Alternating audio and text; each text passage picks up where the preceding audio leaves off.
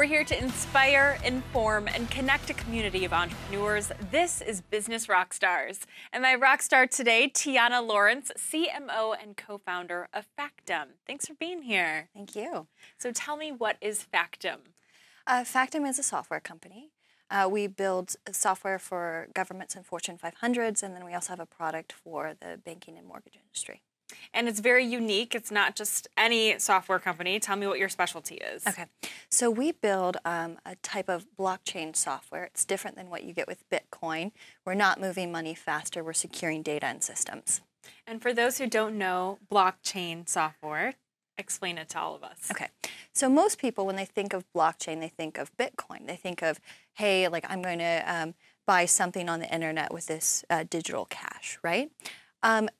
They can do a lot more than that. The reason that they can hold value is because of this thing called the blockchain. It's the ledger that holds the record of all of the events within that blockchain. So we've taken that concept and we've built our own blockchain, and we use that to secure data for systems. So let's say we have a couple different projects. It's easier to explain it when we talk about something those. tangible. Yeah. Cool.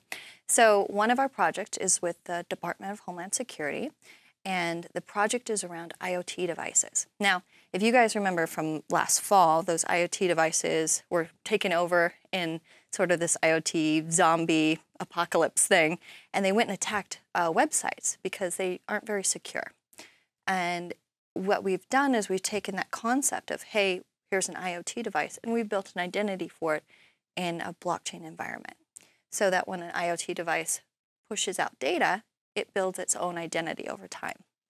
And that identity can't be broken. You can't go in and backdate it and change it. So it makes it a lot more difficult to spoof or take over a device. Interesting. And so is this just for big organizations and companies, or is this something that the smaller entrepreneur could apply to their business?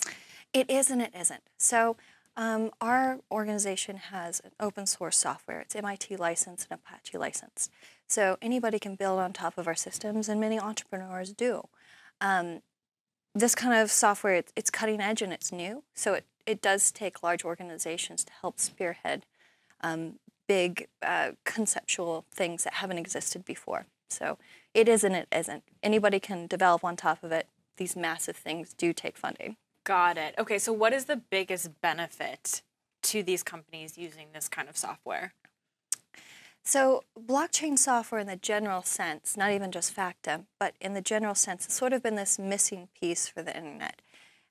It's been described as the trust layer, the layer that lets you prove that something existed in a format at a given point in time. And this seems very abstract, but it's really important for us as we're conducting business globally, and trust is a major problem. A lot of our society is built on trust, so we've built all these very complex structures that help us trust one another, and if that trust is broken, there's enforcement of that, like a legal system. So this is a way of being able to structure and conduct business without having to worry about centralized powers as much. You still do, but to a lesser extent. So what got you into this line of work? I'm an entrepreneur, and I love emerging technology. And believe it or not, I was a Bitcoin miner, and became fascinated with this type of technology, and had this burning question about what else could we do with this technology. For the viewers that are familiar with Bitcoin and mining, know that it's very intensive. The equipment's expensive. My mining rig was about $6,000, and it sounded like 2 shop vacs in my living room. And it consumes a ton of electricity. But what it's doing is securing this network. So it's like, wow, this is a lot of energy going into fake money. You know? Yeah. What else could we do with that? So I had this question. And so when some friends came to me and showed me this white paper that they'd written about Factom, this concept about securing data and systems with a blockchain, I thought, this is amazing. Let's find a way to commercialize it. So you had a passion for it and a great interest. Yeah. That's awesome. But like you said, you are an entrepreneur at heart. You've run other companies before. Tell me about some of those companies. So my family is very entrepreneurial, and my parents, when I was 16, helped me fund my first company with my brother and another friend. And believe it or not, it was a construction cleanup company. Wow. So I've done a little bit of everything. Quite a 180 from what you're doing now. Yeah, from software to construction cleanup. But it was really because my parents were early adopters of technology, and some of my first memories are sleeping under my mother's computer. You can try a lot of different things, and I have. I've done the lifestyle business, living out of my backpack with a computer, traveling the world, and I've tried, brick and mortar businesses, and now I have a software company with friends. Wow. So what's been the constant? What is the theme of what it takes to make all of those businesses work? The thing that I keep on seeing is if you can create real value. When you have value generated and you find a way to capture a piece of that, that is a business. So you, at some point, decided you wanted to transition from lifestyle brands to the software company. Tell me about that transition, because that's quite the change. This is my first company that's venture-backed. And having to sit and think, okay, like this isn't just about me, and it's not just about my employees. I also am beholden to shareholders. I have to get up every day and say, how do I make sure that my shareholders get a return on their investment? Because they're counting on me. They've given me their money to do something. I really have to get up and make this happen. So do you like that pressure? I think I do. I think I do. So tell me a little bit more about that process of getting this funding. Okay. Yeah, we were really blessed. We got into a program called Plug and Play in San Francisco and in the Valley. And Plug and Play is an incubator. They gave us some seed funding, about $100,000. And then they mentored us for a year. I stayed out there and pitched investors and met with potential clients. And we got our first customers through our Plug and Play experience. And if it wasn't for them coaching me and the constant repetition of like, you're pitching today, you're pitching today. So I'd pitch a VC 3 or 4 times a day. For how long? For a year. Wow. So it took that long, or? Well, the got program, some VCs along the way. The program at Plug and Play, they do it almost like college. So it's like a semester, the quarters or whatever. So it was like the first one was 3 months. And then because our company had such good traction, they asked us to stay on for a full year. So you have a lot of pitching experience. Tell me what you've learned throughout it all. The best preparation you can do is a good night's sleep and being nice and calm. Calm and confident. Put your shoulders back, put your head up, and just be calm and confident. If you want to like sit down and like keep on going over your slides, like you're just going to psych yourself out. But being present and calm is the best preparation you can do, and the best way to get present and calm is a good night's sleep. So, do you have any other advice when it comes to getting present and calm? I have a yoga practice. I try to do yoga every morning, and that's sort of like my exercise for my mind is the yoga. So, cool. And it's worth it. Well, so much more when we come back with my guest, Tiana Laurence, CMO and co-founder of Factom. We're here to inspire, inform, and connect a community of entrepreneurs. This is Business Rockstars.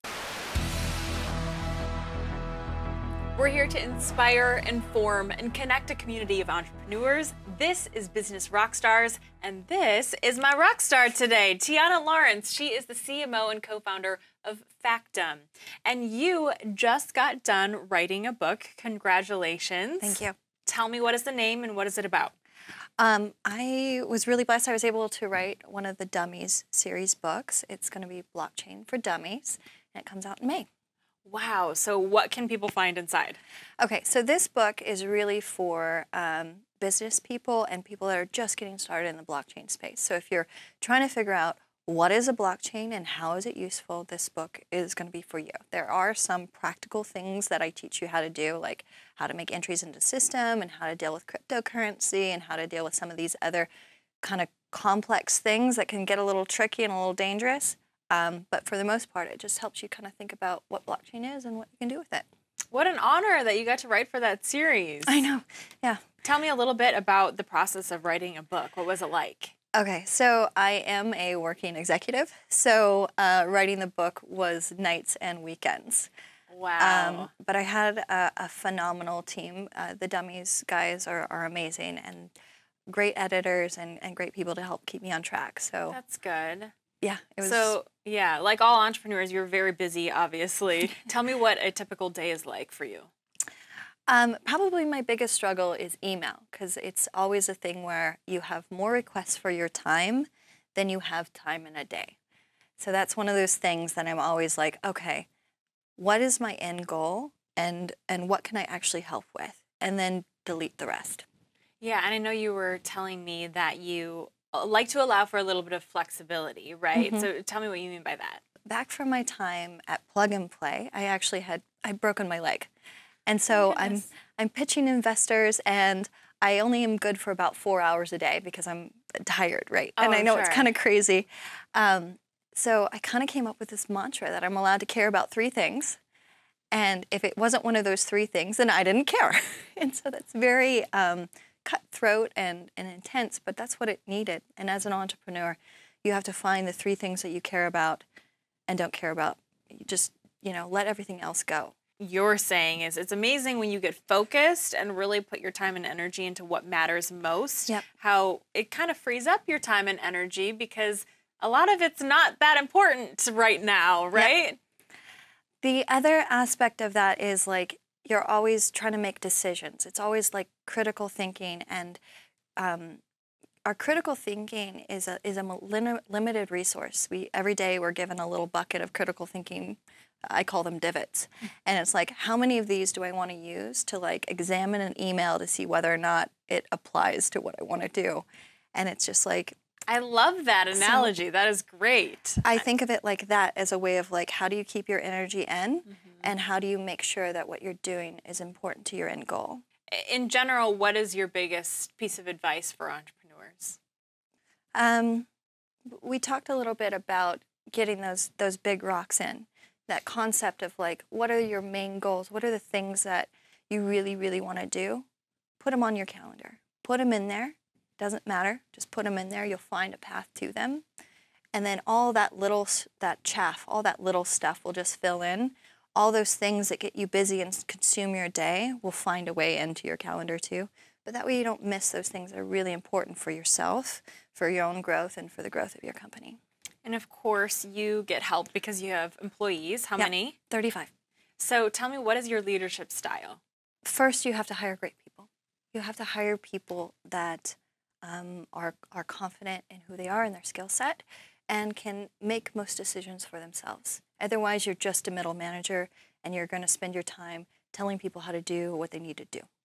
And so that isn't a great use of a leader. That's a manager. So find the right people and get them in the right position on the bus, as they say. Like, make sure they're doing the right job. So those are sort of like the things that I do because those people can generate other ideas and resources and make things happen magically. It's not magic, it's work. But that way you're not spending all your time being like, oh my God, why didn't Sally do this? And it's like a hot mess. Sometimes it's more work Right. if you're managing the wrong people, right? Exactly. So, step 1, get the right people. Step 2, make sure they're doing what they love. And then you'll have time to think up new ways of making more money. Yeah, So, totally. which is the leader's job, is like surveying the landscape and seeing, okay, how is this evolving and where do we need to be? That's what I think a leader is supposed to be doing, while having really great support that help the whole team move forward. Yeah, you have to keep the big picture in mind. What's the end goal here, and are they supporting that? Right. Great way of looking at it. Thank you so much for your time today, especially since you're so busy. I'm glad that you fit us in because you have so much insight and wisdom on entrepreneurship. My guest, Tiana Laurence, CMO and co-founder of Factom. We're here to inspire, inform, and connect a community of entrepreneurs. This is Business Rockstars.